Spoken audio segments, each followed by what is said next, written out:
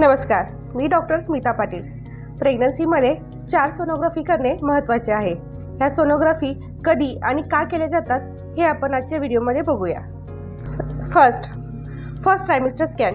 हे स्कॅन साधारण प्रेग्नन्सीच्या 6 ते 9 आठवड्यामध्ये केले जाते. या स्कॅनमध्ये बाळाचे हृदयाचे ठोके म्हणजेच हार्टबीट्स चालू झालेत का आणि प्रेग्नन्सी ही गर्भाशयातच आहे ना हे जाणून घेतले जाते. 2 एनटी स्कॅन म्हणजेच न्यूक्लियर ट्रान्सक्युलन्सी स्कॅन.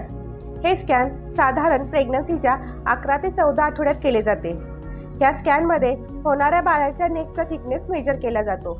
तसेच या स्कॅनमध्ये डाऊन सिंड्रोम सारखे जेनेटिक सिंड्रोम बाळाला आहेत की नाहीत हे जाणून घेतले जाते.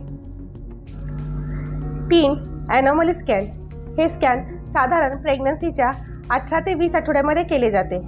या स्कॅनमध्ये बाळाचे बोन्स, ऑर्गन आणि ओव्हरऑल ग्रोथ चेक केली जाते.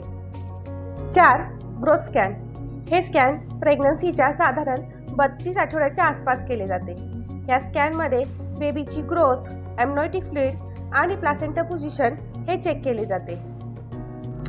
4 ग्रोथ स्कॅन.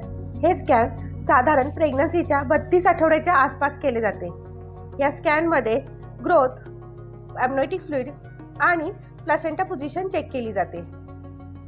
सो मैत्रिणींनो, प्रेग्नन्सीमधील हे 4 स्कॅन अतिशय महत्त्वाचे आहे. यापैकी कोणतेही स्कॅन स्किप करू नका. तुम्ही तुमच्या प्रेग्नन्सीमध्ये पहिले स्कॅन कोणत्या वीकमध्ये केले आहे हे मला कमेंट बॉक्समध्ये नक्की सांगा. थँक्यू.